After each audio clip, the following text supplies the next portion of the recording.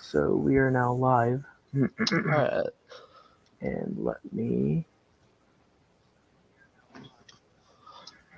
I'm also going to tune in here real quick. All right. Okay, so we're here today to talk about Dawn of the Jedi Into the Void, and maybe the Force Unleashed video game, and perhaps some of Red Harvest. And today I have with me CSpyder, who is new to the EU, and he has been playing and reading through some of that material. Hey, yep, I'm still new to the EU, but I'm really enjoying some of the books and stuff so far. Yeah, that's great to hear. It's funny because even though the EU has been discontinued, it continues to gain new followers and a new fan base all the time. And since both of us are some of the younger EU fans out there, it's good that there's a younger fan base for it too. So that means it won't die out, you know? Yeah, a lot of people I've met usually have kind of basic knowledge of Star Wars, but I've noticed that there's also been, at the same time, quite an increase in the number of people around my area, especially, who are getting into Star Wars.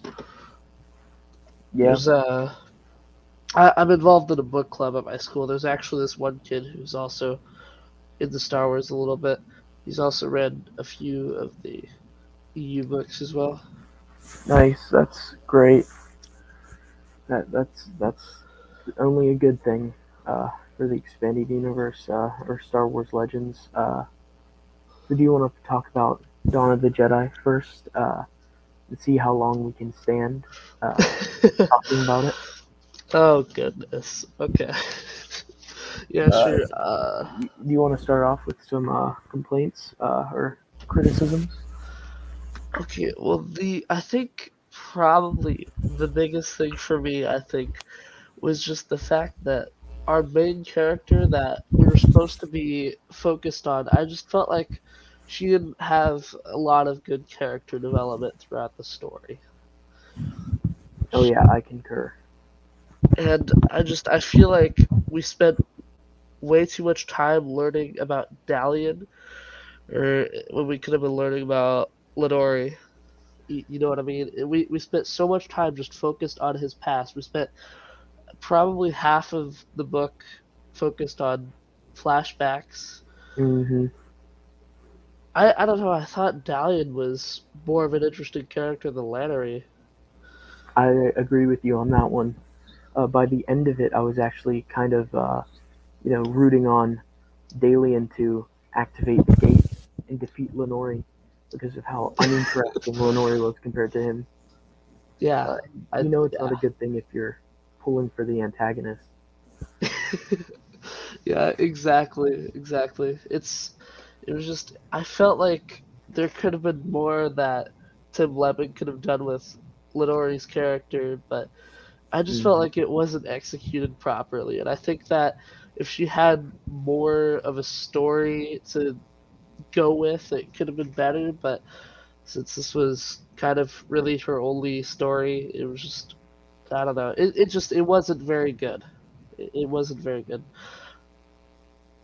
And something that I noticed was there's only one character in the book who's also in the comics. And when you're trying to establish like a story narrative that's the comics and books are telling an interconnected story in the same time period, when only one character is in both, you're not doing a very good job of connecting your stories together. You know. And not Uh, only that, but this is supposed to be like the prequel to the comics. This is what sets the stage for it, but yeah. it really did not set the stage properly for the comics. And I think that what I've read from the comics, I've just seen kind of snippets of it, but it's been way better than what I've seen from this novelization. Oh yeah. And the funny thing is, for it being set up to be for it being a prequel and being released after the comics and being taking place before, Lenori's not in the comics at all. Exactly. So I don't know why Tim Levin felt the need to tell a story about a completely random character in a prequel to the comics. It Yeah, doesn't they make could a lot have of gone sense. with like Shay instead, but no, Exactly. they went with Lenore instead. Like, Uh, who is Lenore? Like, they didn't even no, it's weird. And describe her character until a couple chapters in, if I'm remembering correctly. yeah, and there's two short stories. One's called Eruption, that Eruption. takes place before, and one's called The Adventures of Lenore Brock, Jedi Ranger, which takes place between chapters 2 and 3. And even those short stories don't advance her character anymore. It's like, this is Lenore, she's here, and she's doing this, and that's all that She we got. exists. Yeah. Yeah, exactly, she exists. It's just, it didn't tell anything about the original Jedi Rangers. That's what got me really interested in this book, is because I thought I was going to learn a little bit of history about some of the original Jedi, Mm-hmm. but what I got was just, it was just very disappointing, I think.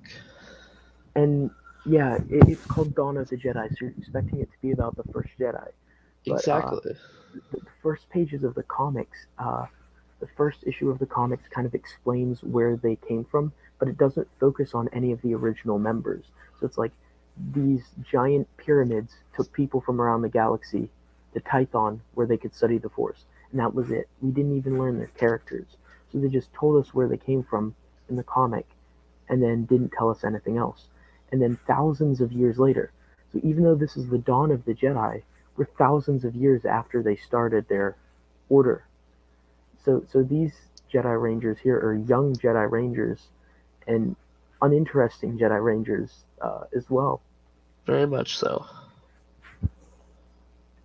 And another thing is, you would think that in this early time of Star Wars, you know, I would have expected seeing other species would be like a surprise since it's really early in galactic history. Yeah, And the yeah, characters would for be like, sure. "Whoa, that's a Wookiee," or "Whoa, that's not what I am."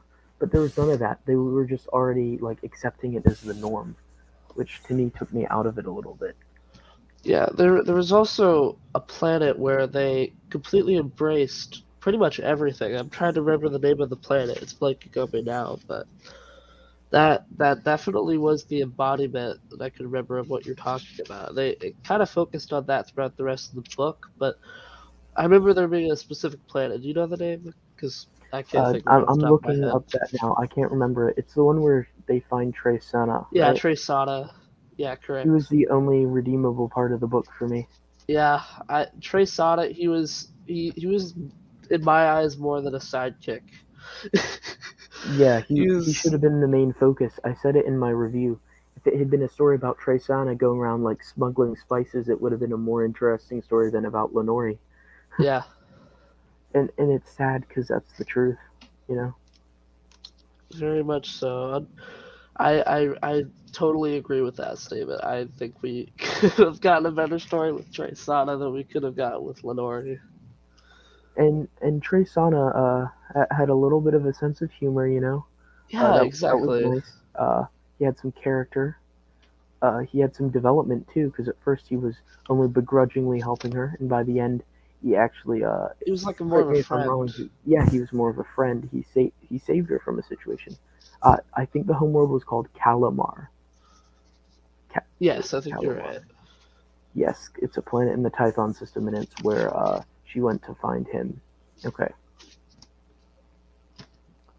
so yeah, and the only character who Alex is here.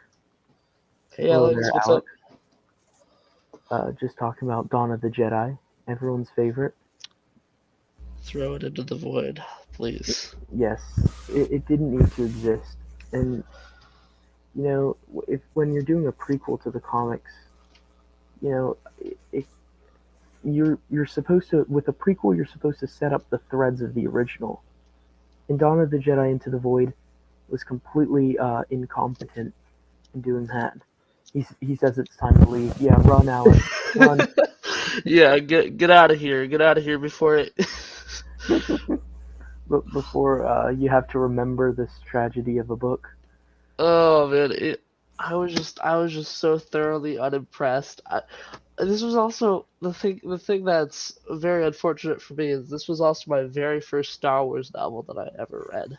Yeah, that's terribly disappointing. What a low bar. On the bright side, I rated all of the Legends novels from worst to best, and it was the worst. So it's only up from here. That's true. It does only go up from here, so I can set my expectations a little higher. Um, but yeah, oh man, for my first Star Wars adventure, I was expecting something a little more just I can't even think of the word to describe it because of how awful this book was. And it's called Dawn of the Jedi, and everybody loves Jedi. So I was expecting it to be kind of like an epic adventure set in a primitive Exactly, yeah. galaxy, and it felt so like I'm looking for the right word.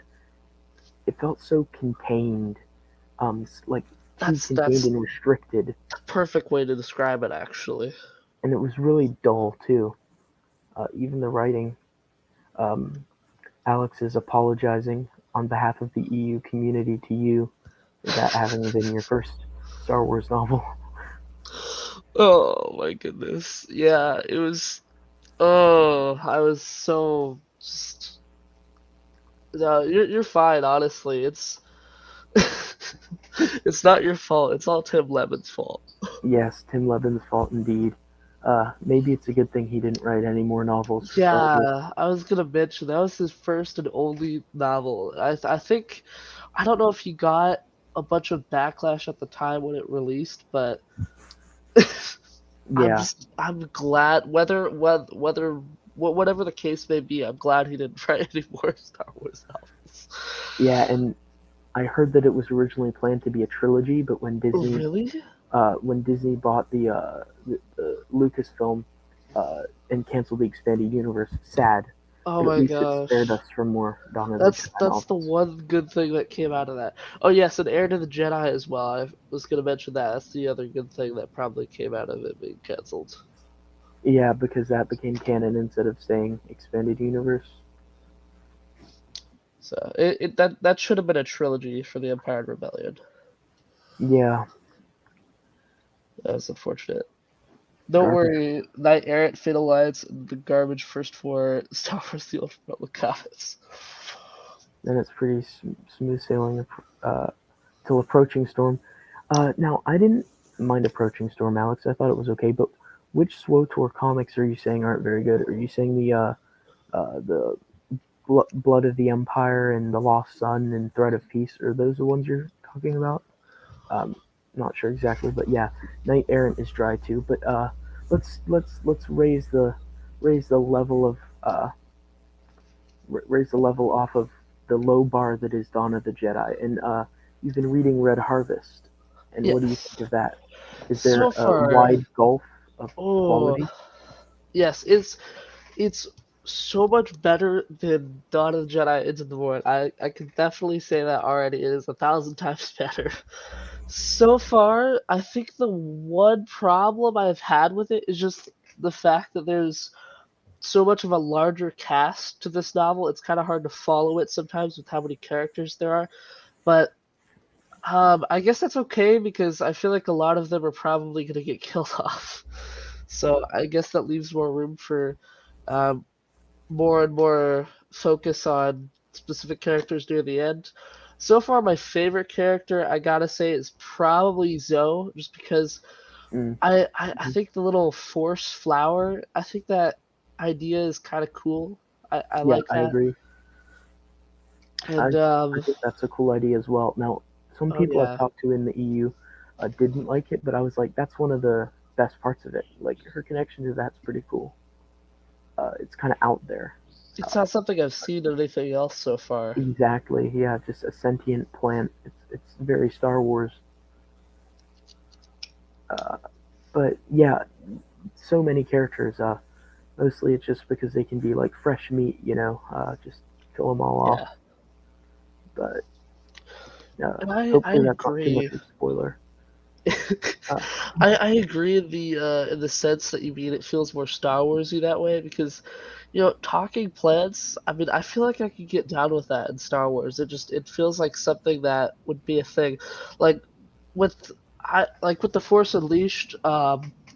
When you encounter Shakti as mhm. Starkiller, that I it kind of reminds me of that with the whole plants being kind of alive. Yeah, they're called Felucians. That's the planet, and Okay. Felucia, and then the Felucians are kind of plant looking, but then the plants themselves, like, don't they shoot stuff at you? Yeah, yeah, they shoot stuff at you. They kind of look like Demogorgons. Yes, exactly. Yeah, yeah, yeah. Yeah, Felicia's that planet. Yeah, that's really cool. And there's also a species. If you read the Tales of the Jedi comics, you'll find a species called the Neti, and the Neti are basically sentient trees, and they can put their roots down into the ground and live for centuries, and then they can pull their roots up Oh, and walk around as Jedi. Um, Actually, there might be a Neti Sith in Red Harvest now that I'm thinking about it. I There's a believe you're Sith there's a correct. Sith librarian, Yes. if I recall, and I think she is a Nettie. Um, Let me get her name. I know what her name is. What is it? Who are you? Who are you? Gosh, I know her name. What's her name? I'll have yeah, to think about it. I can't remember Oh, her name. yes, I remember. Dale Liss. I think that's how you Dallas. say it. Okay, Dallas? Yeah. that sounds I'm very not good with familiar. pronunciations. And Star Wars pronunciations, especially lots of strange ones. Yes, you're right. Dale. I just looked it up.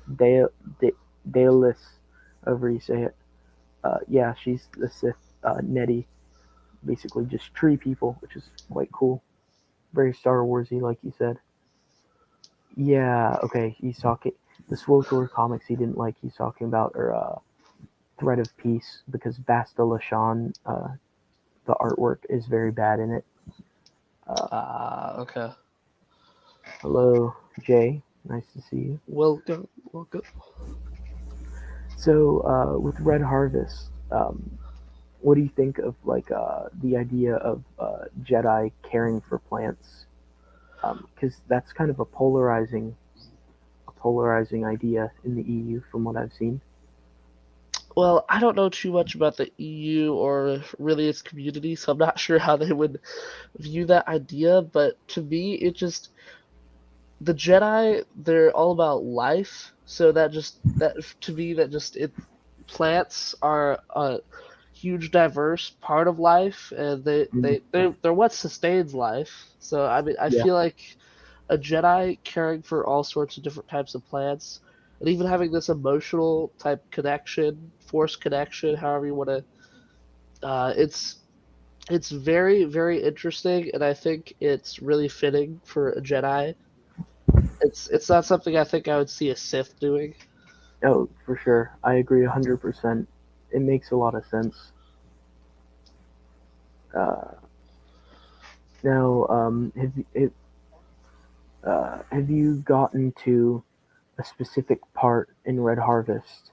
I'm going to be kind of vague, so you might not understand what I'm saying with how vague I'm going to be. Have you gotten to a bit with the sickness, and they've infiltrated the Sith dorms? Have you gotten to a part like that? I believe so. Yes. So, They start getting the infections.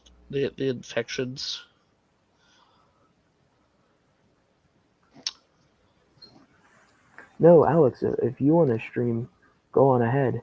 And if you want to dare talk about Into the Void, you could come on later if you want. But that might scare him off. Uh, but so now this might be a spoiler, but I think you're pretty far through the book. I think you're about 3/4 of the way done. Would that be about right? I believe so because I'm about 30 chapters in, and I believe there's about 40 something. So that sounds about right. Okay, so there's a bit about early in it where one of the infected Sith gets decapitated. Ooh. Do you recall that? Hopefully, this is not a I spoiler. don't think I've actually gotten to that part, but that sounds interesting. Okay.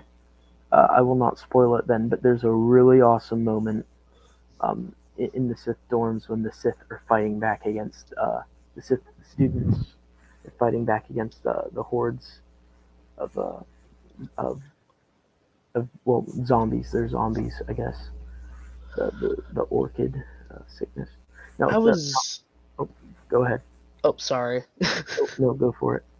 I was just. I was just very sad that uh, Nictor and Jura both died just very early on. Hmm. I felt like those were the two characters that especially just didn't really deserve it. Yeah, for sure. When Nictor was like the Sith who was skating by, not very Yeah. powerful, and he got his butt whooped in that opening scene by the other student, Oh yeah. It was and that then was very very. I'm trying to think of a character similar to uh, Rance in that situation, but the way that he controls Nictor there, it's very gosh, do you know a character similar to that type of manipulation and control? yeah, like just it was really sadistic, wasn't it? Yes, that's the perfect way to describe it. Very It was sadistic. just very twisted. Uh, it was very Sith for sure. Oh yeah, absolutely. That's what really drew me in there at the start. It was just brutal humiliation in front of everyone. And then he goes to the sick bay, and then gets taken up to the high tower of Scabrous and He experimented on. You he know, doesn't even know what's going on because Darth Scabrous or Scabrous. How do you say? Gosh, Star Wars names are so hard. they really are. I always said Scabrous, like a scab, but then Yeah, that's what it sounds like. Scabrous. I'm just gonna look up how it's spelled because I can't remember. It's like Scabrous. U.S. Uh, yeah, it came up. You spelled it correctly.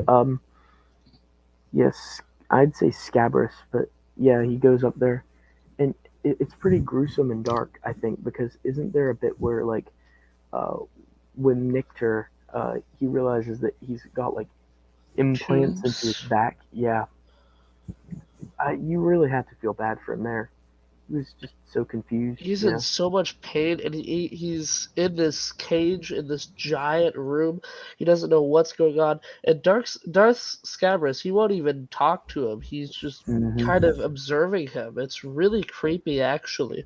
It's kind of like he's this experiment in this lab. He's like this lab rat. He doesn't know what's going Yeah. on.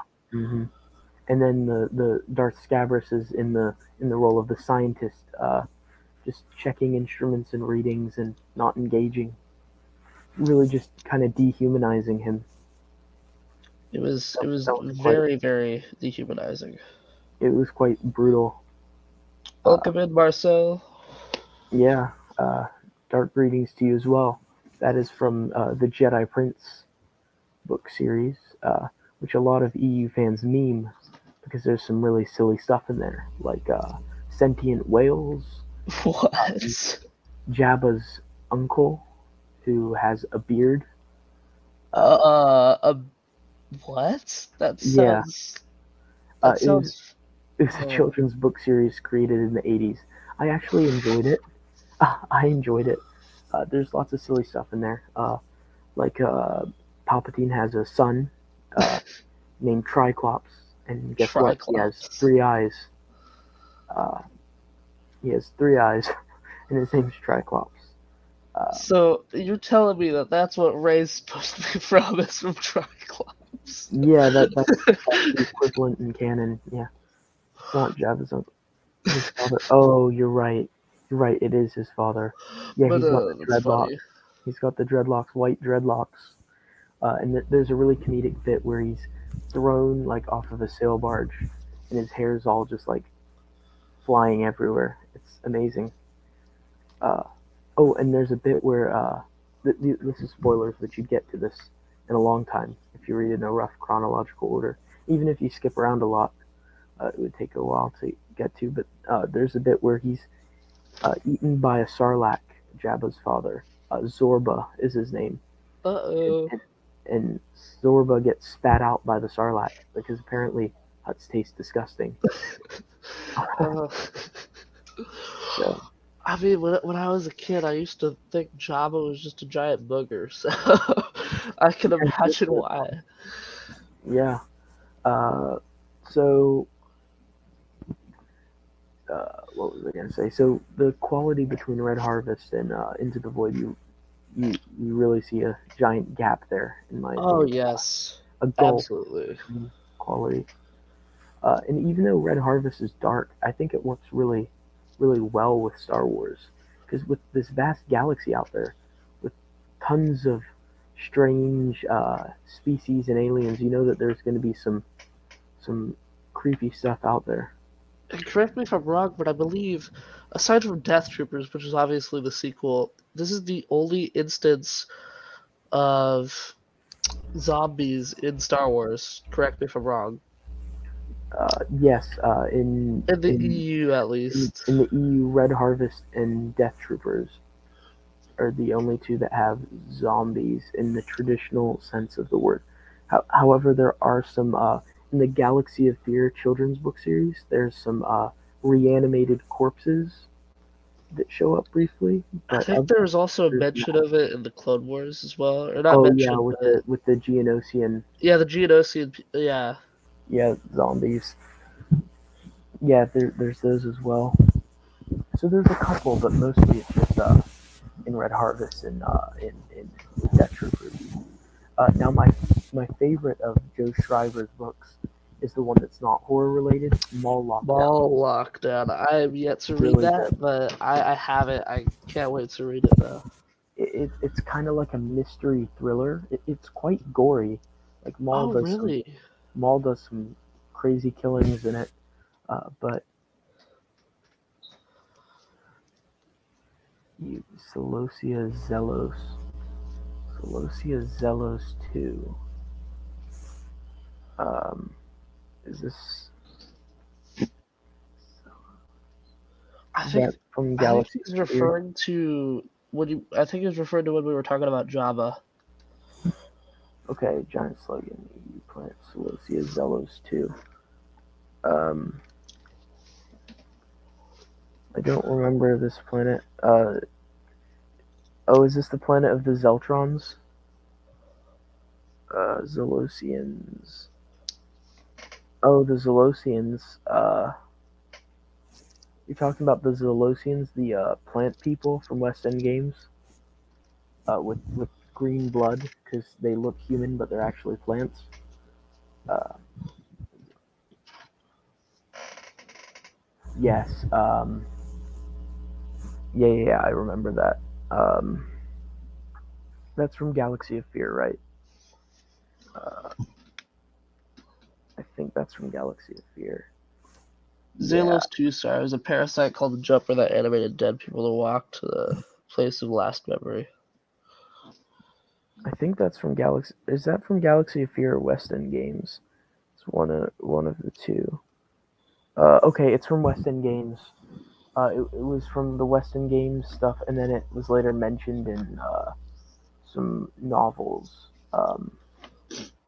Okay, Zelos 2, and it was the homeworld of the Zelosians, who were the plant people I was talking about.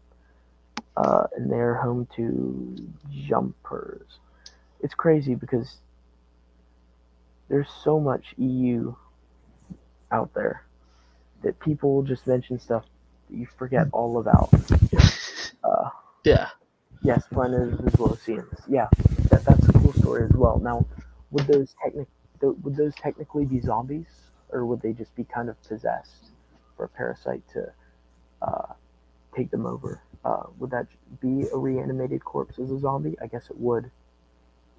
Yes, in the Galaxy Guides, that's what I saw. I only have the fourth and seventh galaxy guides. Those are pretty hard to find, but there's lots of great material in them. So, what about the Force Unleashed? What did you think of the story to the Force Unleashed book? Absolutely amazing. I think I thoroughly enjoy The Force Unleashed 1 better than The Force Unleashed 2, and I think that a lot of people in the community have to agree on that one too, although Hmm. I can't speak for everybody, but that's Yeah. what I've seen as well. I personally, I really enjoyed Starkiller so much better in the first one than the second one, just because he absolutely destroys Vader. I think Hmm. if it weren't for Rob Coda, he could have easily gone back to the dark side. Hmm. Yeah. And But it's kind of cool because he's like he helped start the Rebel Alliance, which I think is cool. yeah, that's super cool and quite an important piece of the EU. And I really like the idea that Vader had an apprentice Oh yes, the because it Secret makes so Apprentice. much sense, doesn't it? For the Sith. The Sith are always scheming with their secret apprentices. And always too there are a master and an apprentice. And in the books it talks about the master is the one to be the symbol of the power, and the apprentice is the one who covets it and wants it for his own. So basically, Vader covets the Emperor's power, wants to be the master himself. So he gets an apprentice, so that he can have some help. Vader was very, very interested in the Starkiller project, and I mean he had his Inquisitors to help him, but I they always talk about the Inquisitors being heavily trained and tortured. Hmm. I believe Vader probably did so even more with Galen. Yeah, and they couldn't depict it possibly because it was a game. It can that would be a bit more graphic than it being described in a book. But yeah, for sure. I mean, he stabs him clean through just to fake his death in the game. Uh, That's pretty hardcore stuff. yeah. And pushes him out into space. Uh, I that blew my mind when I was playing through, and all of a sudden my character is stabbed through and thrown into space. And I was so surprised. I was like, what is this betrayal? yeah, and I was thinking, what step did I go wrong and make the wrong decision? Because like decisions can like impact the game. Like there's a dark side ending and a light side ending. Yeah, Force Unleashed, and the light side ending is the canon one. yeah. Uh, because the Ram Coda and them get away in the light side ending. Well, But yeah, both yeah, of course, endings, because in the dark side, in the dark side ending, if the actual Star Killer clones were out there, I mean, everyone would just pretty much be dead. yeah, and obviously in the second one he doesn't have the armor that he receives in the end of the first one's dark ending, Yes. which means that light side ending is the canon one, and even for a light side ending, it's still pretty grim since he dies, you know. Uh, Yeah. He but went out very awesomely though. yeah, He matched strengths with the Emperor. I wouldn't say he was more powerful than the Emperor, but he did the Yoda thing where they faced off with like the lightning and then mhm, boom straight to an explosion yeah, it of was amazing. And the Emperor was like really surprised. He was like, "This is the most powerful being that he had encountered in a long time," which I think was just awesome. And it's cool how you also we also get the death of Shakti, the character from the movies in the Clone Wars. oh yeah, Shakti has died way too many times. Yeah, they killed her in the deleted scene of Revenge of the Sith. Uh, but since that was a deleted scene, it wasn't canon to the expanded universe. At least they finally did it though. Yeah, they finally killed her off. Correct me if I'm wrong. She jumps backwards into a sarlacc pit. Yes, correct. Yeah, uh, that that's all great stuff. But I always wanted to know what happened and became of a Shakti's apprentice who was like going Maris dark side. Brood. Yeah, Maris I Brood. really liked that character. She was kind of like a bit of a rogue, but especially near the end, and you never really get to see fully what happens. And it's surprising because you'd think the EU would have explained it, but it got canceled before they could have wrapped up that story. But I would have liked to know what became of her. She was clearly going darkish, Yeah, so I wonder, would she have joined the Imperials and become an Inquisitor, or would she have fought against them with with uh, with a vengeance? Because she was certainly an interesting character there, kidnapping Organa and all of that. Um, Very interesting. Yeah, I agree with what you said about the first game over the second game, because the first game, to me, I like, sure, I like the video game for the graphics. The graphics are yeah, flashy and fun and cool, but I love the story to the games. yes, I've that's always way been a more story important. mode guy. Story mode's always been what I enjoy, you know. And I really thought the story for The Force Unleashed one was just it was way better. I'm not bashing The Force Unleashed 2 by any means, but I just personally thought it was way better. yeah, I definitely agree with that. And The Force Unleashed 2 is not a bad story, but it's just not as good as The Force Unleashed by a Yeah, long way. The Force Unleashed was really well thought out and just a really well done story. Like the way that at the beginning Darth Vader kills his father on Kashyyyk, and you're getting to play as Vader for the first mission and all of that. All of that that is super so awesome. so cool. You're just slicing down Wookiees left and right. That was a cool level. Oh Sad level, yeah. but still pretty cool. I spent probably about an hour, no joke, an hour just playing as Vader, just killing Wookiees on the bridge right before you enter into the Jedi's home. Yeah, It's it's so just, much fun. I know, right? It's just a powerhouse. Yeah, and you can just throw you can throw them around like rag dolls, with the force. And That's what I loved about this game as well, is just because of they had like three different engines that they used when they were making this game, and they heavily focused on a lot of lifelike reactions. yeah. And that's what I thought made the game cool, because that's what made it different from any other Star Wars game that I had seen when it came to the combat aspect, is that everything just felt way more real, Mm-hmm. because the animations were never the same. Yeah, and it was great because the environment was so destructive. I Oh spent so yes, long just ripping panels off of the walls, with the force, slicing this and that and throwing it around.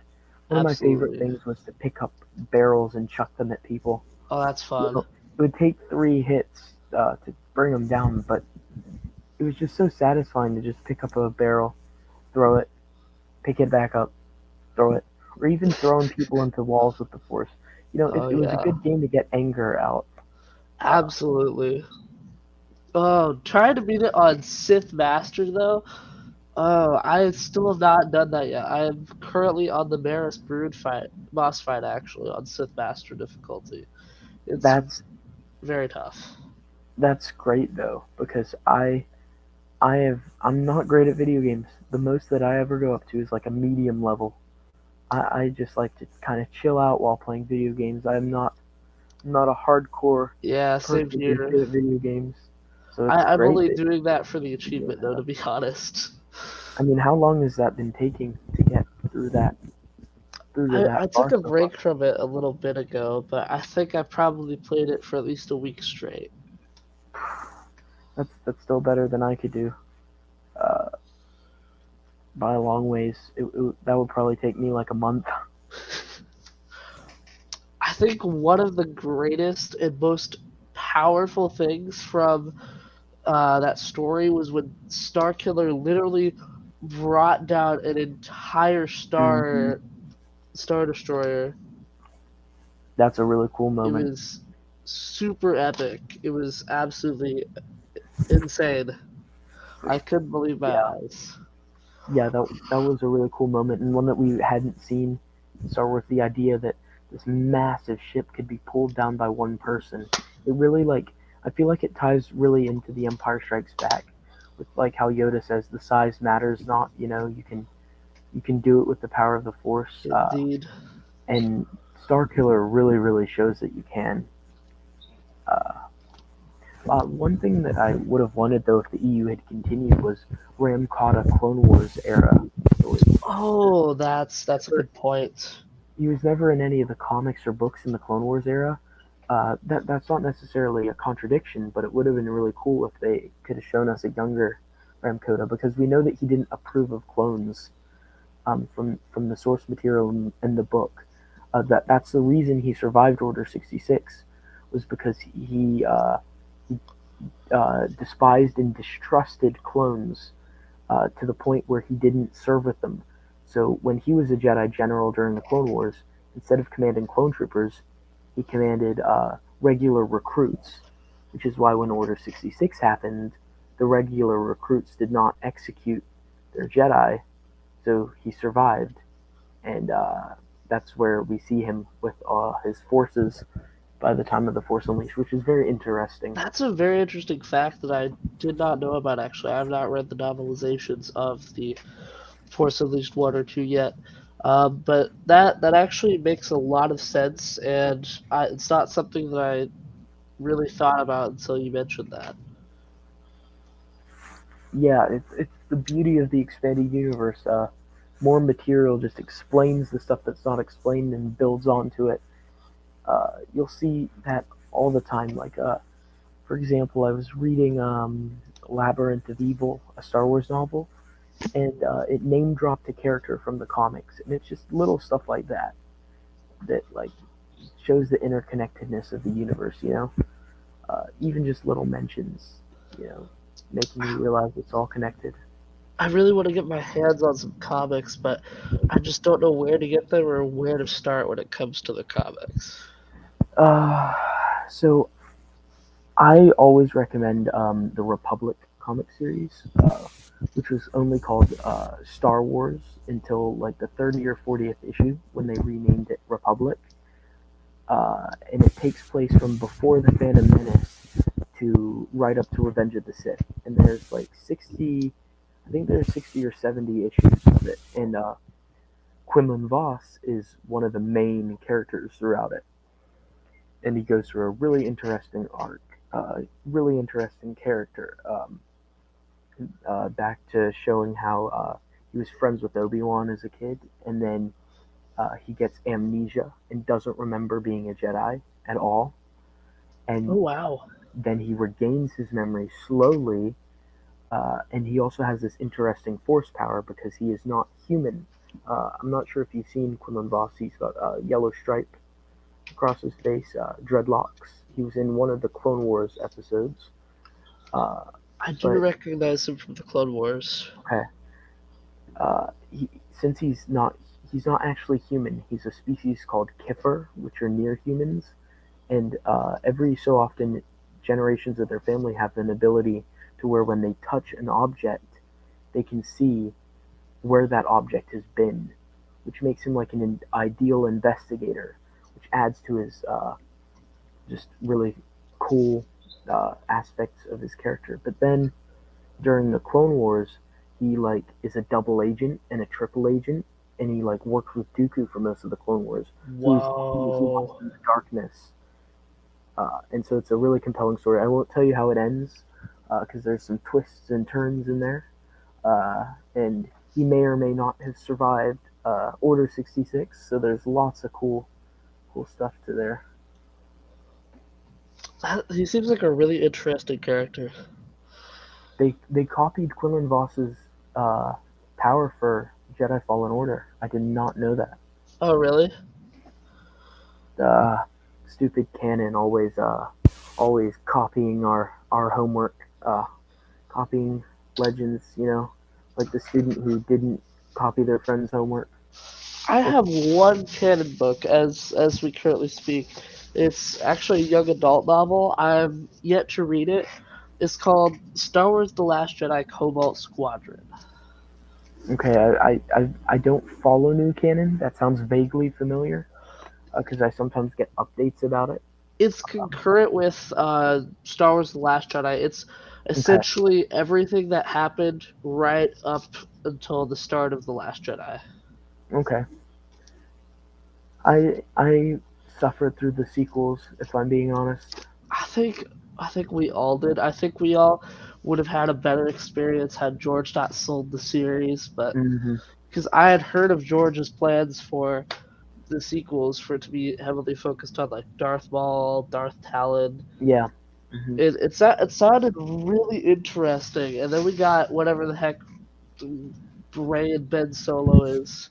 We got even more incest in Star Wars because Yeah. if you Hmm. think about it, they're cousins, Yeah, since she took on the Skywalker persona at the end. which I think was the thing that killed everyone. Hmm. She is not a Skywalker. She will never be a Skywalker. Never. Uh, so the main character from Fallen Order has the same ability Cal as Kestis. Orlin Voss. That is very sad. They need to get some original ideas in canon. Now, I tried canon, and I just couldn't get into the canon books and comics. They just felt subpar compared to the EU. Um, yeah, Agreed. and I try to be nice about it.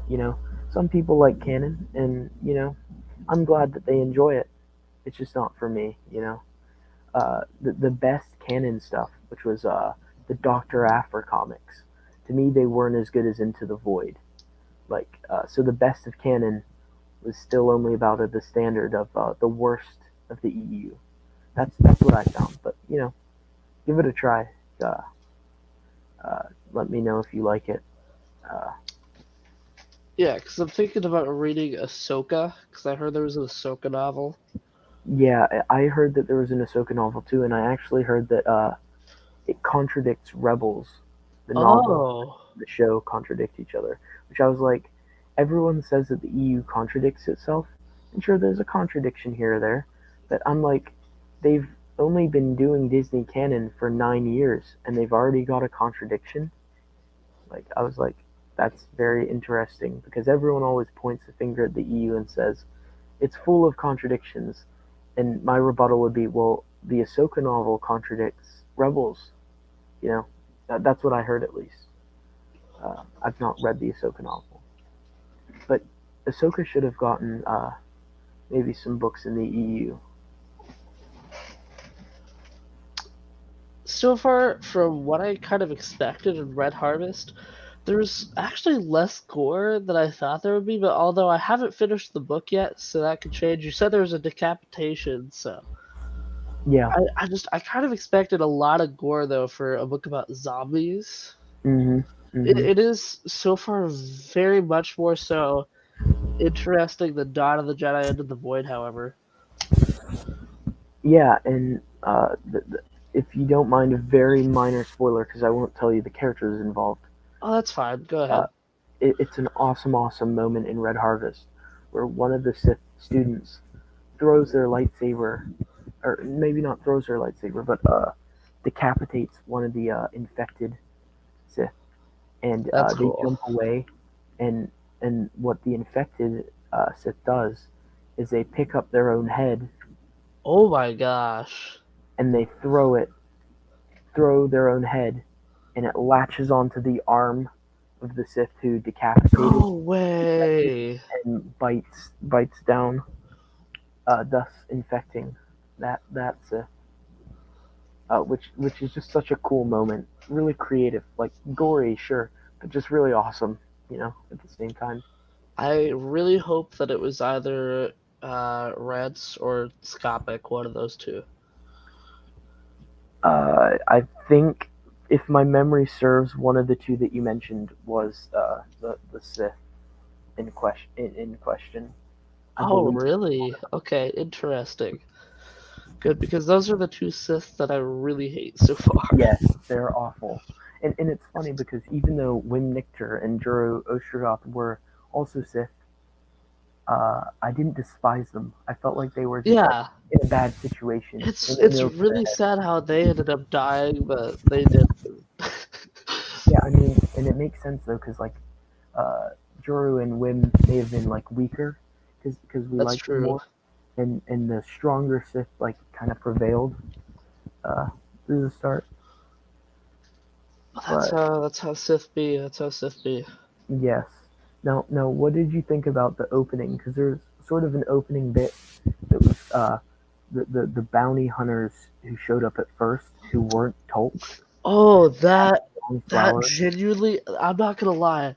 That I felt something as when the HK droid brought in the platter. Yeah, I was not expecting anything like that. But then I was like, wow, oh my gosh, this truly is a Dark Lord of the Sith. And yeah, then when he made Dreddock eat the head, I was I was like, yeah. And whoa. they were friends, co-workers. That would be like as if Darth Vader cut off Chewbacca's head and made Han eat it. It was very very very very gritty. I Mhm. was it was definitely a twist. It was a twist for Yeah, sure. It's I something I did was not not see it coming. expecting. Yeah, I was not expecting that.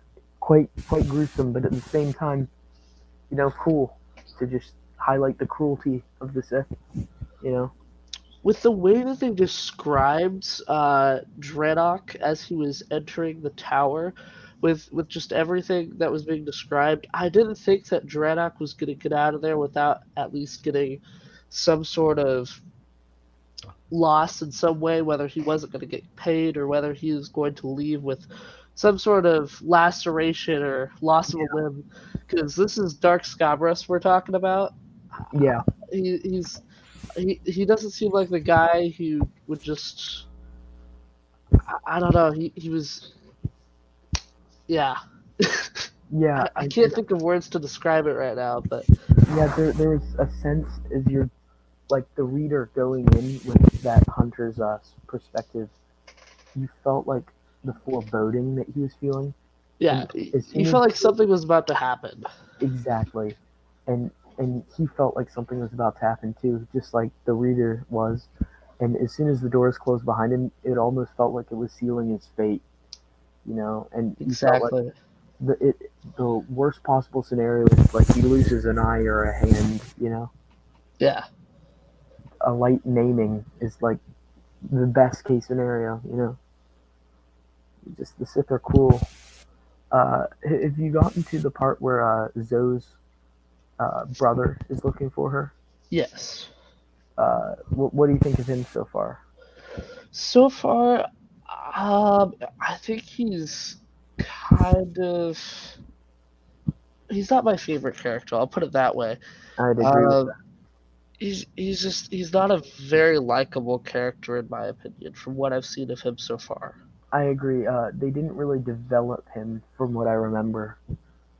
He's kind of just like stoic, There, generic Jedi. Yeah, he's just he's just there. kind of there to fill the pages.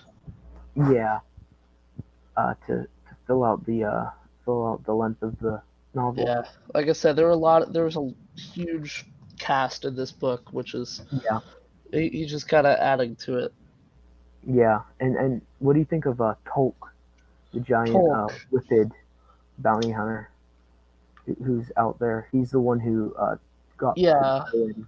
Yeah, he genuinely he's definitely way scarier than uh some of the other threats that uh have come up.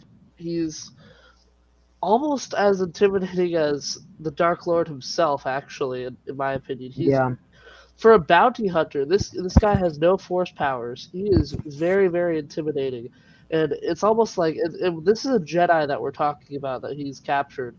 This yeah. Jedi can't even do anything to stop him. All he's got is like a spear. Mm-hmm.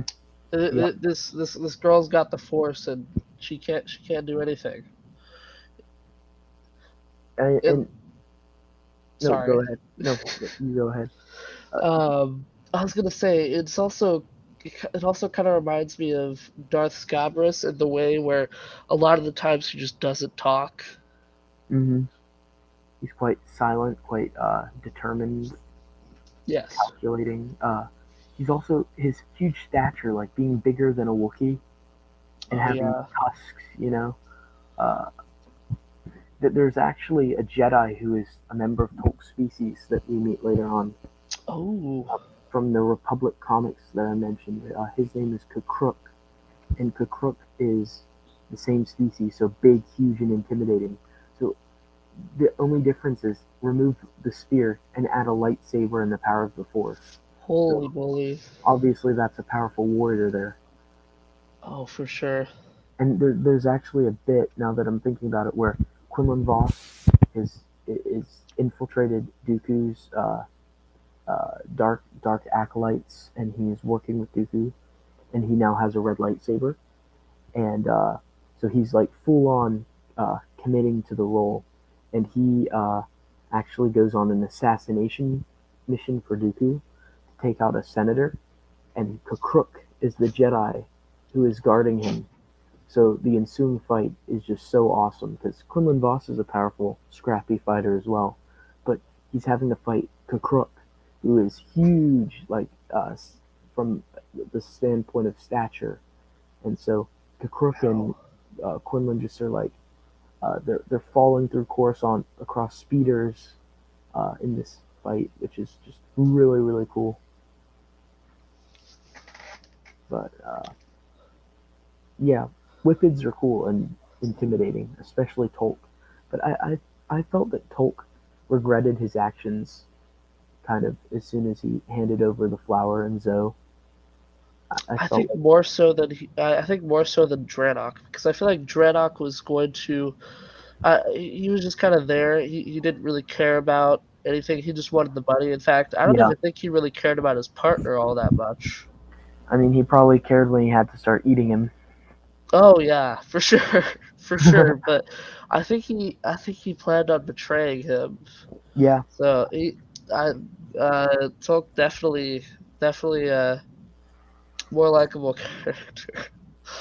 and at the same time, he's more likable, but he's also just yeah, he's like you said, he's quite A an better intimidating character. figure. Yeah, he is a better character. Now, I don't want to. I keep trying to ask you things kind of vaguely because I don't want to spoil too much.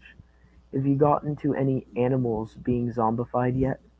I have not gotten that far yet. Okay, I will not say anymore. There's some awesome scenes coming up for you. It only gets better. I would imagine that there's some really cool bits ahead. But I like the idea of the zombies being on this planet that's covered in snow. Just like for some reason, it's creepier when they're like walking around through the snow. Yeah, because it's kind of like the entire planet is just this one giant ball of ice, and Mm-hmm. it's there's something about cold weather that just makes the story just feel even more darker. Yeah, Just the entire setting just being so cold. bleak. Yeah, exactly. It adds like the sense of like hopelessness to it, kind of. Uh, it's funny how little I've just realized we talked about Into the Void. We've talked a little Yeah, about Red Harvest and Force Unleashed for like 40 minutes. We couldn't bear to talk too much about Into the Void. I could have gone a little more in depth of why I didn't like it, but honestly, I just didn't like it. There's not much I really needed to say other than what you and I already know. What everybody here knows about it. Yes, exactly. And it was so painful to watch. Sorry, not to watch. To watch. It was so painful to record my review of Into the Void because I had to, first of all, I had to re-skim through the book.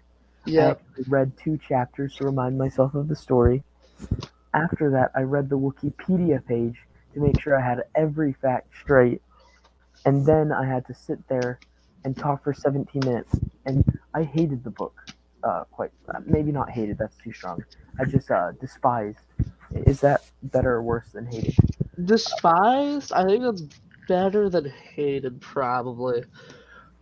Okay, well then I will say that I despised it because it was boring and I will never get back the time I spent on it. It took me a month to read this book of how uninteresting it I was. mean, that tells you all you need to know, doesn't it? If it Like takes you a literally, month to read it a took book, so long to read one chapter. yes, it took me a good 2 or 3 weeks, honestly, because it just like it began to feel like you know how like if you have a book report book Yeah. and you try to pick a book report book that's interesting off of the list of books that they might give you, or if they even give you an option, and you try to pick something interesting, but 2 chapters in, it feels like a chore. And you're like, oh man, I'm only reading this so that I can get a good grade on my paper. You know That's what's really really sad is that I actually had to do a book report on this. on Into the Void. Yes. You did. I legit told my teacher that I think I might be switching books, even though it was going to be due in 2 days, and we had been working Oh on it wow, for the past months. that's crazy. I was just so, I was so What did done she with it. say? She was like, I even gave her all the reasons why I hated it, and she was like, okay, yeah, that's fine. I totally agree with your logic. So did you switch it? Yes, I did switch it. What did you go Uh, for? I just went for just kind of something easy. It wasn't really Star Warsy. Gosh, I gotta think of the book. I think I did To Kill a Mockingbird instead. Just Okay, that's pretty heavy reading though. It's good. I think But it helps that I've already read the book too. So oh, okay, nice. Um, Marcel, um, uh-oh. 100 times out of 100, I would still pick Into the Void over Into the Void. Skywalker. Um, although it feels like I'd be going into the void, I would rather go into the void than go into the Rise of Skywalker or I don't think I the can Rise of read this book Palpatine. again. It was not the Rise of Skywalker; it was the Rise of Palpatine. She's not a Skywalker. All the Skywalkers died. Yes. However, in the old timeline, the expanded universe, Luke gets Luke gets married. The Skywalkers continue. Mara Jade. Yes. And then eventually Ben Skywalker, Cole Skywalker, Nat Skywalker, Cade Skywalker, lots of Skywalkers. It's a Skywalker-filled timeline, which I like the Skywalkers, so that's a good thing. There's actually somebody at my school named Mara Jade. Really? Really, I'm not kidding. Were they named for the character? No, I think it was just a coincidence. Okay. Well, Jay, uh, Jay was here a while ago. He left because we were talking about Into the Void, probably. Oh, hi Jay, welcome back. Yes. Well, I went back to find it. But that Jay there told me that he has a teacher who specifically named her daughter Mara Jade. One of his teachers did, which honestly, that's a cool teacher right there. Wow. That's commitment to a franchise. But yeah, what would you rather read? Into the Void or The Rise of Skywalker Into the novelization? Void. Always Into the Void. I'm gonna have to reread it anyway when I do, like, because I'm probably gonna post a full review of it on YouTube of every single reason why I hate the book.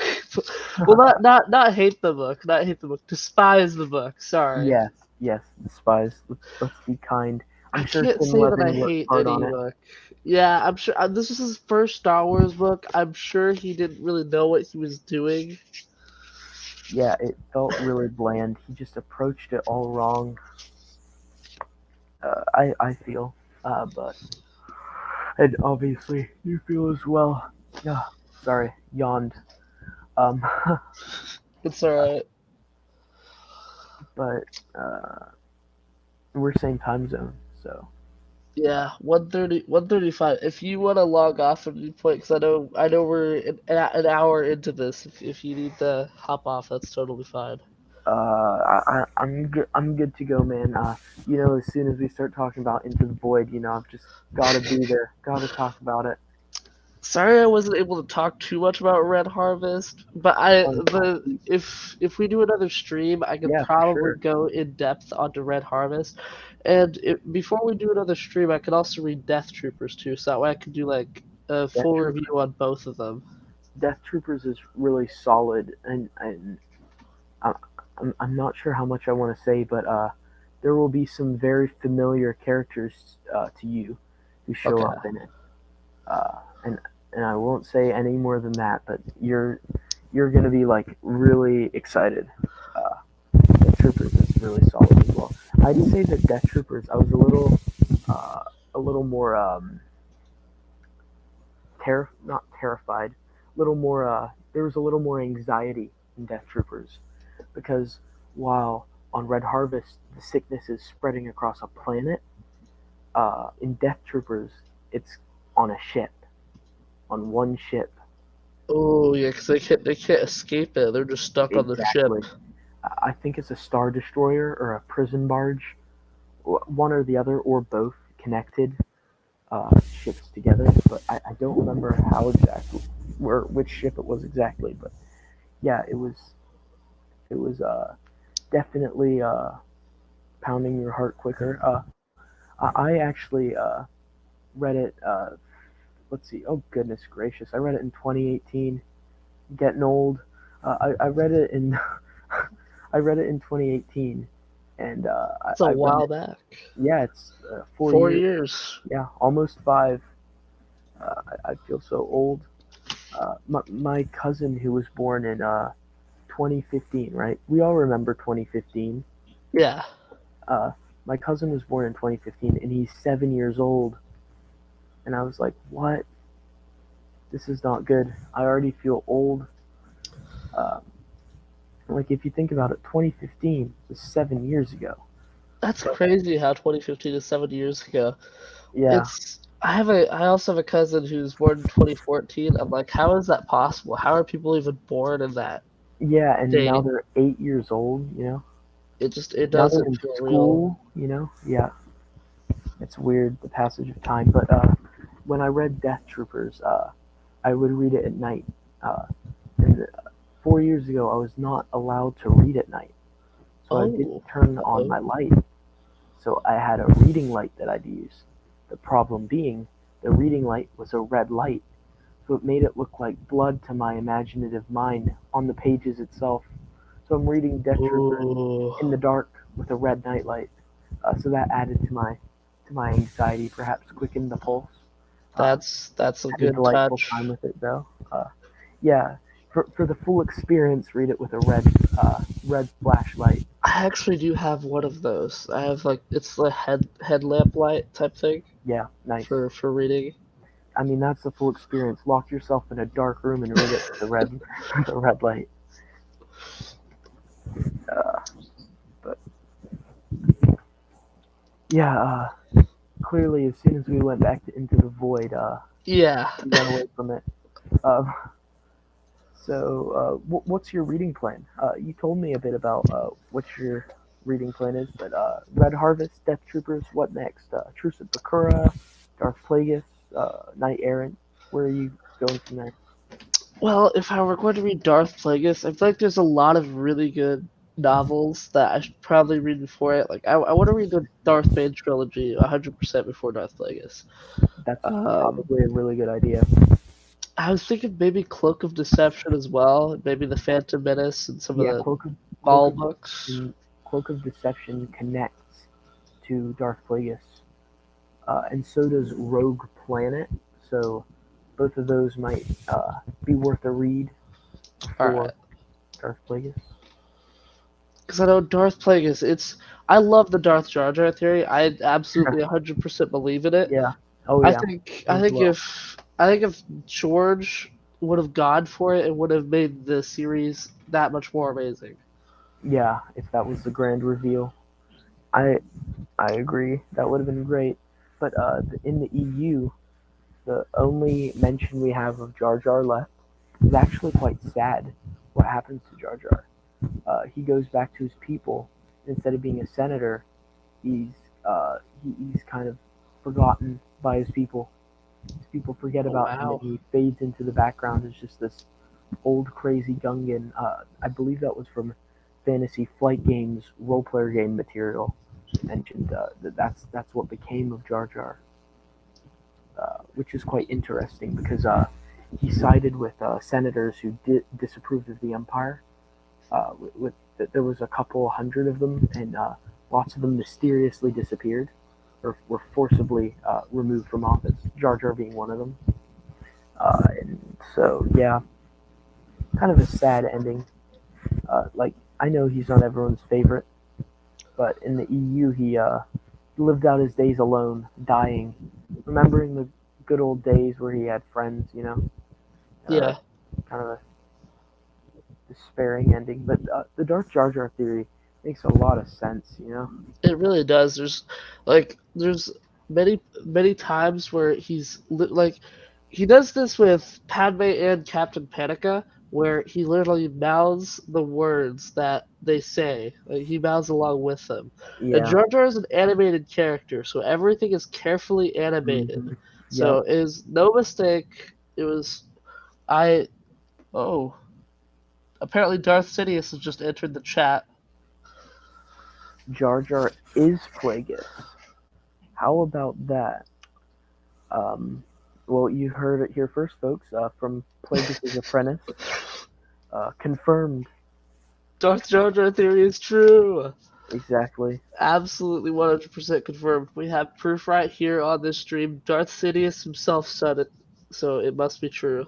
And I mean, Darth Sidious is Plagueis' apprentice, so who would Exactly. know if not his apprentice? So, thank you for that, Darth Sidious, Much appreciated. for sure.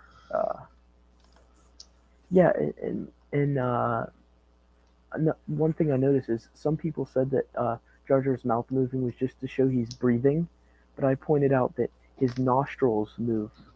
Jar Jar's nostrils do to show his breathing. So they CGI'd such a small detail as his nostrils like moving Yeah, from like flaring, I guess you could say, like opening up and like going close. I don't know how to describe nostrils moving, but literally just his nostrils moving to show the passage and circulation of air. So if they CGI'd that with the effects, his mouth moving was very deliberate. You know. indeed. I let him live under the condition that he would have that he would have a life as a clown and would declare him dead to my apprentices. uh, wow. So I oh, I was about to spoil the end of the Darth Plagueis novel. Uh, Oh, please don't do that. Actually, no, I will not. that's the one thing I don't want spoiled because I know that the Darth Plagueis novel is probably one of the best novels in the EU. Yeah, it's top 10 for me. I think I put it top 10. I think I put it like 8, 7 or 8. But yeah, so I guess the Darth Plagueis novel's ending is not what you did, and you kept him around to humiliate him. I mean that's an interesting tactic. Uh, make him live as a clown. That might actually be fate worse. Fate worse to be ridiculed by everyone. The laughing stock. Um, I would rather not be the laughing stock uh, if I were Jar Jar. Um, so you've mentioned some of those books. Are you going to read them all locked down soon? Yes, absolutely 100%. I still have not figured out the order of all these books, but I will definitely read them all at some point.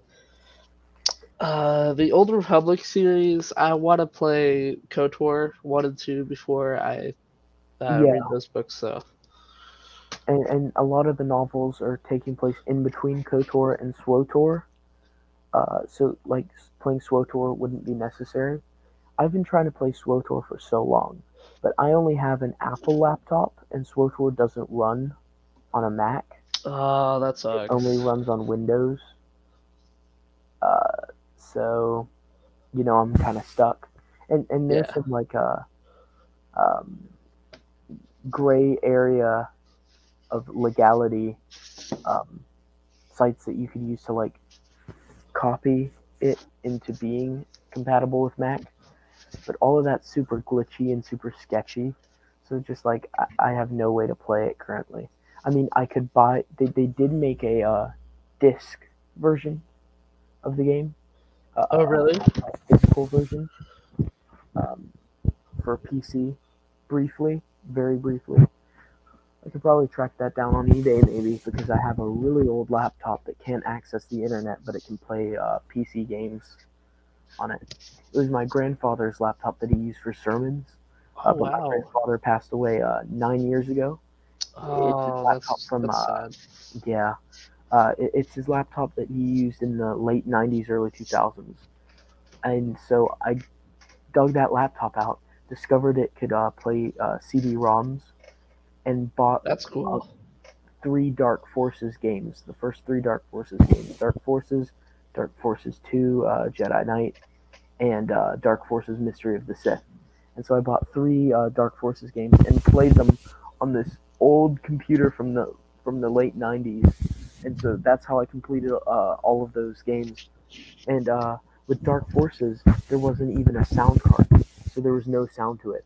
So I was playing a completely muted game for the first game, which I mean I was working with what I had available to me, but I think he would have found that funny that what he used to write sermons was eventually used for me to play Star Wars games. I didn't even know there were more than two Dark Forces games. I thought there were just two Dark Forces games. Yeah, so there's Dark. Was that me dinging? I think so. Okay. Twitter, go away. Uh, so what I was gonna say? Oh, I was gonna talk about Dark Forces. So there was Dark Forces, then there was Dark Forces 2 Jedi Knight, but released around the same time as Dark Forces 2 Jedi Knight was like an expansion game where you could actually play as Mara Jade. And Mara Jade Oh, briefly was the apprentice of Kyle Katarn uh, for being a Jedi, which is quite cool. Um, and so you get to play as Mara Jade for some of it, and it's called Dark Forces Jedi Knight Mysteries of the Sith. And then after that, they made since the second Dark Forces game was called Dark Forces 2 Jedi Knight, and then it was Jedi Knight Mysteries of the Sith was the expansion of that. The fourth game they did in the series was called Jedi Knight 2. So it was like Dark Forces 2 Jedi Knight, and then it was Jedi Knight 2 Jedi Outcast. And then there was a fifth game about Jedi Academy? other apprentice. Yes, Jedi Knight Jedi Academy, Okay, which because is my favorite Star Wars game. I thought that's where that was going. I was like, wait a second. I know there's a Jedi Academy game. Yeah, Yeah, that's also I think my dad's favorite Star Wars game as well. it's amazing. It's so much fun. I got it for the Nintendo Switch because you could get a package to where you could get Jedi Knight 2 and Jedi Knight Jedi Academy together on one card, and I got that for my Nintendo Switch Lite. I've It's That's annoying because awesome. Star Wars games are spread out over so many different consoles. So I've been meaning to get like so many different consoles to play them all. So for example, I have a Wii that I use to play The Force Unleashed, which I would have preferred an Xbox or PlayStation. But I was working with what I had again. I had the old PC that I talked about. I had a PlayStation Portable, which broke uh, and stopped playing. The Oh, backup that's unfortunate. for it, so I'm gonna have to do something about that. And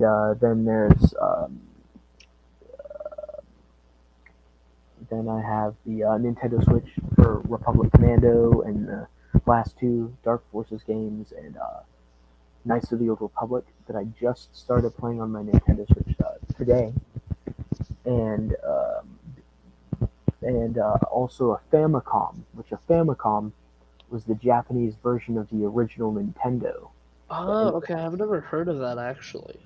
So I have my grandmother's giant box television, uh, to play it, and so I bought the console, right, and I bought the game for it, and the game never was shipped.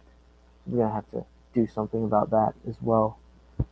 And the game for it is called Namcot Star Wars, which is basically you play through the events of A New Hope, except there's some added events into it that weren't seen from A New Hope that take place kind of between the scenes of the movie. Oh, So it has a little bit of story. It's one of the side scroller games, so it takes a lot of effort to track it down to get one console just to play one game, wow. but it's kind of interesting.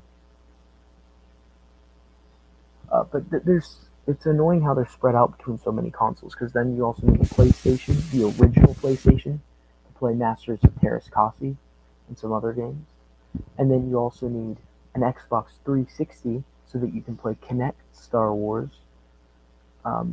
Then you Ah, need a yes, Nintendo Connect. DS. You need for a Game Boy Advance for New Droid Army, a Nintendo DS for Jedi Alliance, the Clone Wars game. You need let me think. You need a Nintendo GameCube for the Rogue Squadron Rogue Leader games. You need a floppy disk reader to play the original X-Wing and Tie Fighter games. I Like think you need a PlayStation 2 to play Bounty Hunter. yes, oh, and that one's also on the GameCube, I believe. But a lot of people said the GameCube version of it was terrible, and that it would be worth buying a PlayStation 2 just to play Bounty Hunters over playing it on the GameCube. Apparently, there was a marked difference between them. But so yeah, there's tons of different consoles to play all these games. Like, why couldn't they just all be? Oh, and you need an Xbox One to play the Obi-Wan video game. So it's just like, why Excuse me. why couldn't they just all be on the same console? You know? Had to make it so difficult just to play Star Wars games. The Wii can play GameCube games, can it? If it can, that is opening up my eyes to a whole new world. Can the Wii read GameCube discs? Because I thought GameCube discs were really small. Maybe I'm wrong. I'm wrong a lot.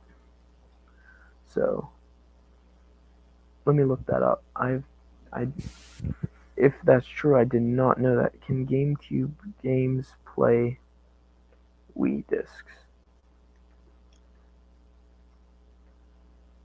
What? GameCube games can be played on the Nintendo Wii. Well, I know what I'm going to be buying on eBay in the next couple days. Some GameCube games. That is crazy. I did not know that. Why I did I didn't not know know that that? either. So wait, are they smaller than the Wii? Like they read and everything. They go into the Wii controller. Is there a marked difference between the size?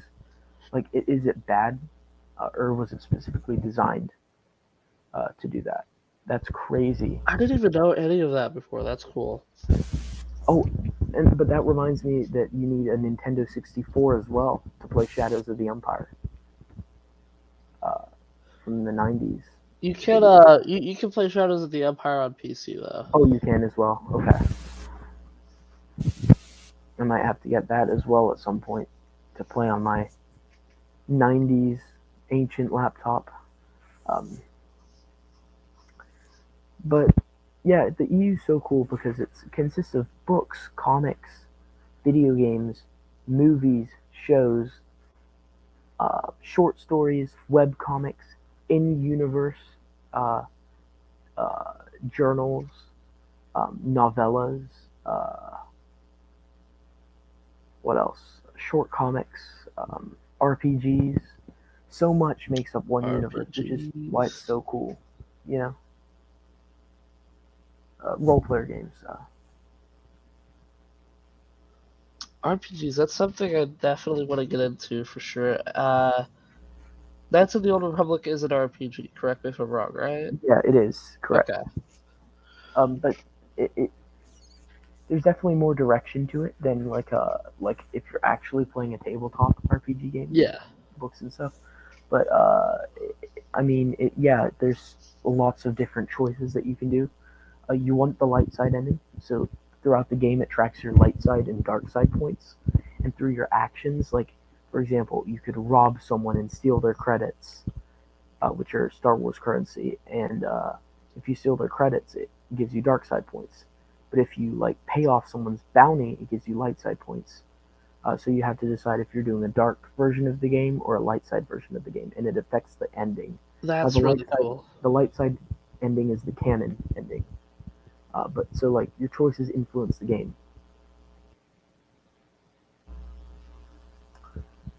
Got a Wii. I love playing GameCube games at 480 pixels as opposed to 480. I'm not. I don't know video game talk. Do you know what 480i means? I have no idea. I'm gonna be honest. I know 480p is like pixels, but Yeah. I don't know what I is. So the GameCube games are presented on a smaller screen when played through the Wii. Is I referring to inches? For that could be for Because like I'm size trying of. to think. I'm trying to think of DPI like dots per inch. Well, I've never heard of that until you just said that. So that shows how much I know. Just closer to high definition than 480i. So so GameCube play games actually play better on the Wii. Is that what you're saying?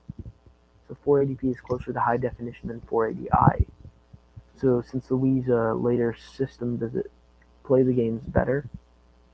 If so, I'll scratch the GameCube off of my needs list. Well, not needs, but wants, I suppose. So what are the next Star Wars games you're gonna play? KOTOR? Yeah, I think so. I think I'm going to. I don't know when because I'm gonna probably save up for it. Um, although I What suppose did I you say have you're some gonna? stuff. Did you say you're gonna play it on Xbox? Sorry for interrupting. No, it's okay. I think I'm gonna play it on PC. Okay, cool.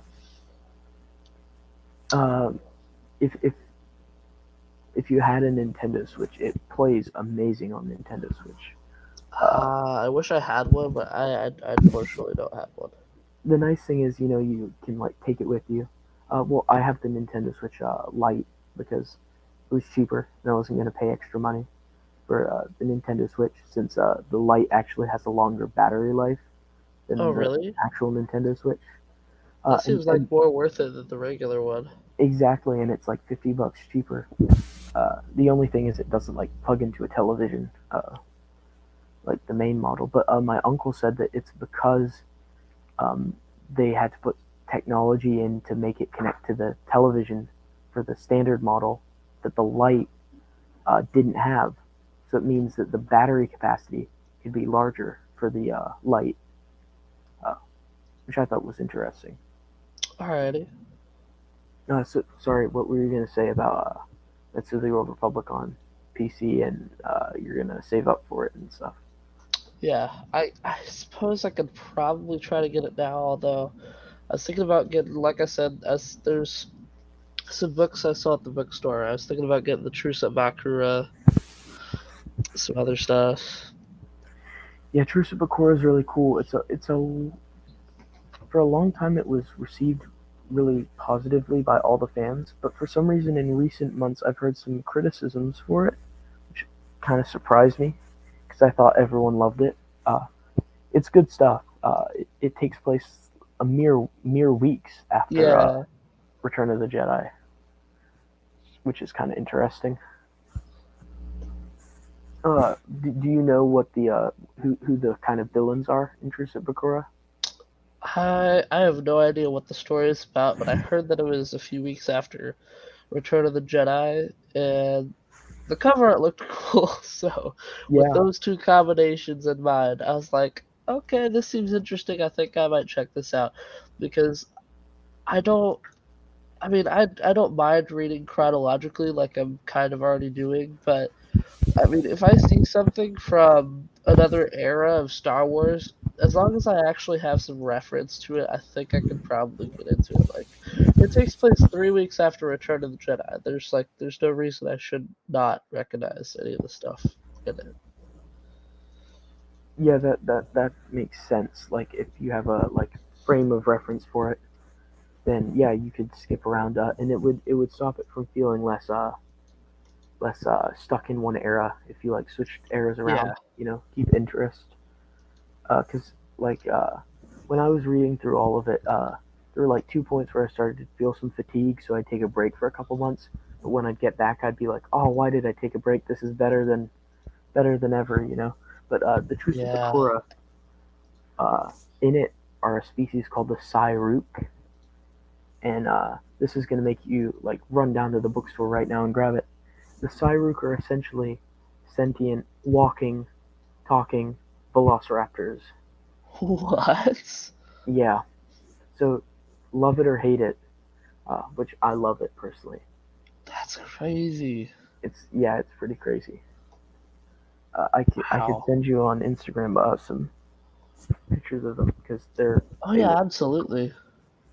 And they pop up again later in New Jedi Order, the book series. I know that's a really long one. I believe that's the longest book series in EU. Yes, 19 books, and all of them are amazing except for three. Okay, I'll keep that in mind. Three of them are just really dull, and the other 16 are really good. In fact, the other 16 are all in my top 40 EU books, Oh wow. and three of them are in my top 10, and my top two are from it as well. Yeah, that's a shame. Because in the EU, the Emperor Darth Sidious does return in the Dark Empire comics, but Wow. Vader's betrayal. Yeah, you were inactive during the events of Truce at Bakura. That's right. That's a shame. Because I'm sure you, esteemed Emperor Sheev Palpatine, Darth Sidious, you would have loved to have met some Velociraptors. I'm sure. Uh, you had to skip it because you were, recovering from being thrown down in an elevator shaft and being blown up by the Death Star. Yes, you were recovering on Biss. So the basic story of the Emperor's return is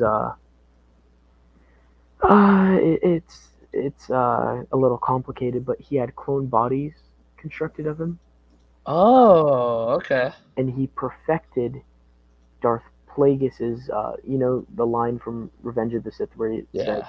Darth Plagueis could bring people back to life and stuff like that. He He gave said, all the knowledge to his apprentice. yes, he gave the knowledge to Darth Sidious, and Darth Sidious perfected it. And Darth Sidious was able to transfer his Force essence.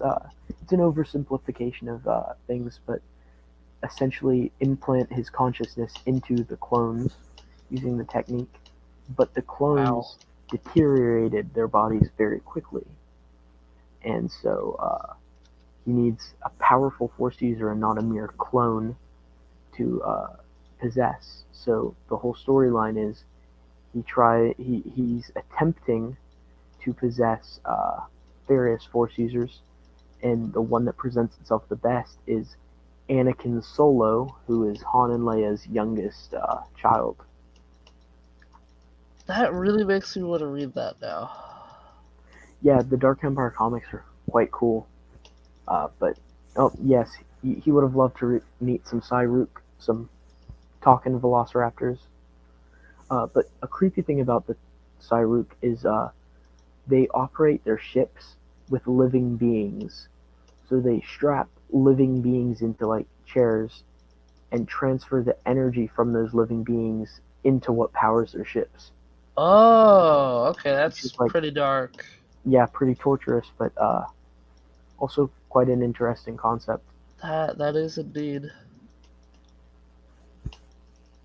Yes, Darth Plagueis only cared about the physical body being immortal, but you, most esteemed Darth Sidious, learned essence transfer from ancient Dark Lords. Yes, okay, you're right about that.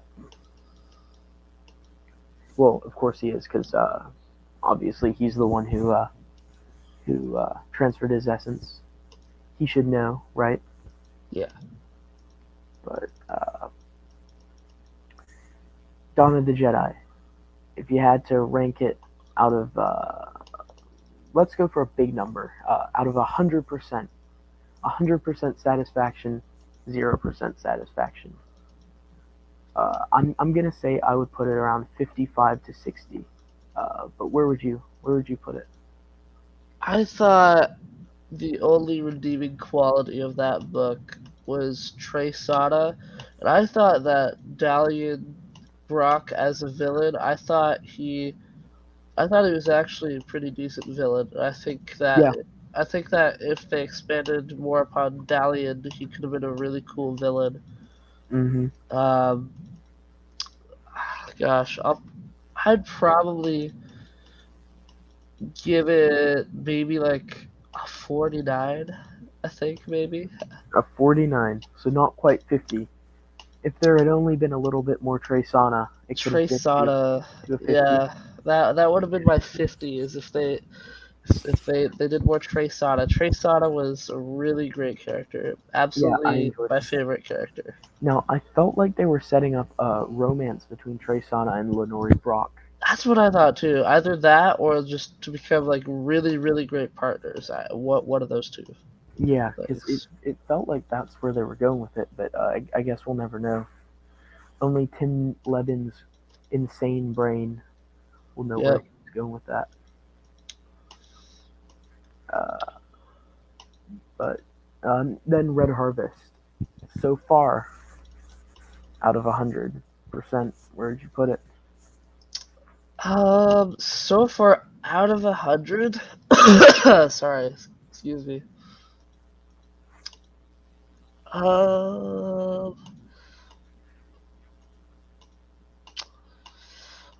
I'll give it like so far. I'll give it like a 90 something. Honestly, it's Yeah, way better than Dawn of the Jedi. for sure. And probably going from Dawn of the Jedi straight to it only makes it look even better. Yeah, Uh, it's really about my only frame of reference other than Force Unleashed, and of course the 6 films. yeah, um, we could talk about the films in a second, but I would give it high 80s, low 90s, right around there. It's I don't know why people don't like Red Harvest and talk trash about Red Harvest sometimes. I think it's really cool. Um, it's a really great story. It kind of, in a way, kind of reminds me a bit of Resident Evil, just a little bit. Okay, I know what Resident Evil is, but I have no experience playing the games or I think there's comics too, right? I'm not sure to be honest, but it's a zombie game. It's a zombie Yeah, game, and just the way some of the characters are portrayed, and the way that the zombies the way that the zombies are, just and the way the book is described, it just I don't know. It feels like Joe Schreiber could have wrote a Resident Evil novel. yeah, and would the only difference be lightsabers thrown Oh in? yeah, of course, absolutely. Yeah, it's good stuff. Now, what about the Force Unleashed video game? Uh, Oh, that's 10 that out of would 10 be for me. That's yeah, that, 100%. that would be like 99.999. I think that Starkiller is one of the most important characters in the EU. I would agree with that all the way. Um, and he was only in the EU really for a comic and a book and a video game before it was just clones. Yet he had such an impact in that short time he was there, Yep. helping create the rebellion, which I think it's such a crazy idea that the rebellion's idea was Darth Vader's, because he wanted a distraction, so that he wanted the Emperor to be distracted so he wouldn't see Vader and Starkiller's plan coming. So he sent Starkiller to uh, gather people who didn't approve of the Empire, and then Starkiller gathered them to the rebellion, and then actually joined them, and like actually started it for real. I So think it's so it actually kind of worked. yeah, it worked, but then it ended up being an annoyance to Vader instead of how he wanted it to be. It became a Yeah. full-fledged rebellion, so it like blew up in his face, which I think is kind of interesting. Yeah, I was aware of the games. I was not aware of movies. I thought there were some comic books. I think I saw some comic books in a store one time. But what about The Force Unleashed 2? To me, that would be more 80s. I mean, Honestly, I don't remember too much from The Force Unleashed 2. It's been a while since I played that game, but I do remember it being still also really good. I still distinctly remember enjoying Force Unleashed 1 better though. hmm I thought I just felt more in tune with the relationship with Juno and Starkiller in Force Unleashed 1 than Oh, in for 2, sure. which I think that also had a heavy impact on Starkiller's character was his relationship with Juno. hmm Yep. And I think what made this other game so different as well is the fact that this is from like a clone's perspective. hmm So Yeah. it was also that kind of affected the way the story went on as well as also that aspect of it. Yeah, and the whole like having memories that aren't entirely his, like, Yeah, yeah, very interesting. Um, but it also made it seem more. Well, I mean, you write yourself into a hole when you kill the main character in the first video game. yeah. What are you- You go to make a sequel. What are you gonna do with that? yeah, exactly. You just have to pull out some clones. But so that's kind of why the story isn't, because they didn't really plan it until it sold Yeah, well. So, what would you give it? Like you said, you didn't remember it too much, but I would give it probably something less than the Force Unleashed one, so maybe like probably in the 80s, something like that. yeah, that's where I said. Oh, now what about Star Wars movies? Which ones are your favorite? Oh gosh. Let's see here. It's gonna take me just give me like 1 second to think about them because I gotta rank them in order. When I was a kid, mine was always Attack of the Clones. Was my Oh favorite. really? Yeah, but now I've grown a better opinion, and it's Return of the Jedi and Revenge Wow. of the Sith for I'm me. surprised of it. Yeah, because for me, Attack of the Clones is actually the one I like the least. Okay, that's interesting. For me, it's the Phantom Menace. And I I'm a knew you were gonna Jedi say guy, that. and the Battle of Geonosis is so cool. I always loved the Battle of Geonosis. Um, and actually, the expanded universe tells you a lot of the characters who were there fighting. Um, I could send you a link to a video that shows you all of the people who were fighting there that you didn't like. Oh yeah, go ahead. That sounds really interesting. And it like gives you a list of who survived and who didn't and stuff like that. Because I think it's like 211 were killed and only like 50 or 60 survived. Wow. But so, what would your ranking of the Star Wars movies be? Okay, so from worst to best, Attack of the Clones, A New Hope. Let's see, Phantom Menace. Let's see, Return of the Jedi, Revenge of the Sith, Empire Strikes Back. Empire Strikes Back is your favorite. A lot of people agree with you there. To me, when I saw that as a little boy, I was just filled with such hopelessness by the end of it. Which, I Yeah, mean, Avengers: Infinity War is my favorite Avengers movie, uh, and Avengers: Infinity War is kind of like The Empire Strikes Back. yeah. Like the villain wins, and I like the villain winning sometimes because otherwise there's really no weight to it. But I think Revenge of the Sith, for me personally, did the villain winning story a bit better. But talk about why Empire Strikes Back is your favorite one. It's a very I love Luke. I love Vader. I think for me, I think probably everybody's favorite part of that movie is, of course, is the battle with Luke and Vader. Yeah. It's for the first time you really see Vader kind of bring out more of his. I don't know. He's not he's not one of those people that goes out of his way to spare others, and hmm he's definitely a terrible, terrible monster. That's what Vader is. But when he found out he had a son, I think that's what really brought Anakin out for the first time, and he definitely didn't want to kill Luke. Mm-hmm. Yeah. I think he wanted him to join him. Yeah. He saw some opportunity. That's why everyone talks about how Vader goes so easy on Luke, but I don't. It's because he doesn't want to kill him. But he, at the same time, probably would have treated him like he treated Starkiller. Because even though he probably was happy to see his son, the Vader part of him would have probably tried to make Luke into the Skywalker, into the Starkiller Yeah. apprentice role, you know. Now, what about the Clone Wars 2008 show movie? The movie that came out before the show. Have you seen that one? I have seen that one. I thought that was good. I have to say that I thought it was good when it came out as well. When I rewatched it, I didn't like it as much because it doesn't make sense that Anakin fights Dooku. Well, wait, does Anakin fight Dooku in that one, or is it in the show? I don't remember. I can't. I can't remember. It's been a long time since I've seen any of the Clone Wars stuff. And a lot of people hate on the Clone Wars. That's mostly just because it contradicts some minor contradictions between that and the expanded universe.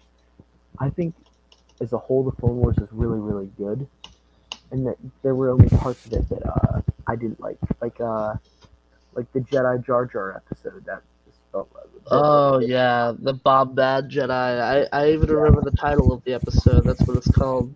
yeah, it just sticks out at you because of how bad memories, perhaps. Um, I thought it was funny, to be honest. I thought it was funny. oh, well, I'm glad you enjoyed it. But I'm sure most people probably didn't like it. Yeah, I was not overly enthused. I just liked it just because of the funny factor. I mean, to be fair, when I watched it, I was a kid. Yeah, sure, yeah. Um, now Darth Sidious here said that his favorites are Return of the Jedi, Phantom Menace, and Revenge of the Sith because of all the screen time he gets in them. That's funny. So I guess that's a little arrogant, but there you go. Now, there are 3 expanded universe only movies. Those being the Star Wars Holiday Special, which is known to be terrible. George Lucas said that if he had time and a hammer, he'd track down every bootleg copy of it that was made and smash it. Yeah, I haven't watched the holiday special, but I've heard that it's absolutely horrendous. Now, the cool thing about the EU is instead of forgetting it and acting like it didn't exist, what the expanded universe did was they continually referenced it. Oh, So really? it introduces that Chewbacca has a wife and a father and a son, a family, and the expanded universe brings his son and wife back several times, which is just, I think that's really cool. Because, like, they could have easily just, like, said, no, it didn't happen, let's forget about it. But instead, they brought back characters from it and reintroduced them and continue to discuss them and bring them back up. They appear in some comics and some books, which I just think is really cool. Like, the EU has included everything. And then the other 2 EU only movies are these Ewoks movies, which are also Oh, yeah, I've heard of the Ewok movies. I've not watched them yet, though. they're all worth a watch. I have their copies on DVD, including a very legal bootleg copy of the holiday special. But to be fair, you can't find it anywhere because George Lucas hated it, so he stopped any VHSs or DVDs, or it's not even on Disney Plus. It's nowhere to be found. It's on YouTube though. It's nowhere to be found. It's on YouTube, though. Yes, so it's in the most accessible place in the world. Uh, is what I should have said. Yeah, that could be why he should have stayed controlling with them, huh? Instead of letting the sequels be made. George Lucas was asked in an interview, "What would your Star Wars movies look like?" And he said, "I would have done the Star Wars books." And he said the original idea was that 789 would be about the grandchildren who were in their 20s. And he said, and the books, of course, go into that. And Yeah. so it really shows that he cares about the expanded universe. And a lot of people don't notice that he consulted on the Force Unleashed quite heavily. Wait, hold on. I can't hear what you're saying. You're like cutting out. Oh, was I? Yeah, there's something muffling your voice right now. I'm not sure what it is. Is that better? It, wait. Try saying something again. Uh, no, I am your father. Okay, that's better. That's better. Okay. Well, did you hear what I was saying about how George Lucas said he would have made a 789 about the grandchildren of Anakin, who would have Yes. been adults, and he mentioned that that's what would have happened in the books because George cared about the expanded universe. For example, he specifically told all the expanded universe writers not to go into Yoda's past and leave it shrouded in mystery. And he had parameters for what they could do. Uh, for example, some characters who were very prominent were killed off in New Jedi Order. And I won't say who, so that you experience the shock in New Jedi Order. But they asked George Lucas who they could kill off, and he told them who they couldn't kill off and who they could kill off. So he obviously cared about it. And a lot of people don't realize he was heavily involved in The Force Unleashed. The writers of The Force Unleashed went to him and Oh asked yeah. about all the stuff that they could do with it. And to their surprise, he was very supportive of the idea of Vader having an apprentice. George said that it made perfect sense. The only thing that he didn't like was Princess Leia being too much in the game. Yeah. Uh, I saw that. yeah, which is interesting, but it shows you that George cared about the EU and considered them canon, because he cared about what happened to them. That's that's definitely what I like about George Lucas for sure. But so Dawn of the Jedi, our concisus is bad. Yes. Red Worst Harvest, Star Wars novel. and Red Harvest is looking up, Definitely, definitely. and Force Unleashed, very solid. Yes, very, very absolutely amazing. I love The Force Unleashed. I loved it too. It was actually one of the first video games I played. I went from Temple Run on phones, if anyone remembers that. I love Temple Run, yeah. I love Temple Run too. And then I went from Temple Run and Temple Run 2 to Madden, and I went from Madden to Tetris and Mario, and from Mario to The Force Unleashed. Yeah, The Force Unleashed was also one of my first two games too, because I grew up with the PS2 and the PS3, so Mm-hmm. uh, the first game I played, it was also, it wasn't Madden, but it was actually NCAA football 2004, I think. Okay. Oh yeah, the college football version of Madden. I Yeah, wish they kept making those. That would be great. yeah, me too. My dad spends so much time on that game. I think he has probably a couple years worth of hours on that game. Wow, he still plays it. Yeah, he plays it all the time. What does he When my play? dad plays a game, he just plays it forever. Yeah. Does he have a team that he supports in real life who he plays as in the game? I'm honestly not sure. I haven't asked him. That's a good question. I could probably answer that on the next stream. Uh, but But it's getting late, or I yeah, guess it's getting early. it's getting early, so yeah, we should probably sign off. Yeah. It is pretty late. But Well, early. thanks for being here and discussing Oh this stuff. yeah, thanks for having me Okay. on. This was fun. I can't wait to do more streams in the following weeks, months, years, Absolutely. even as you progress through the expanded universe.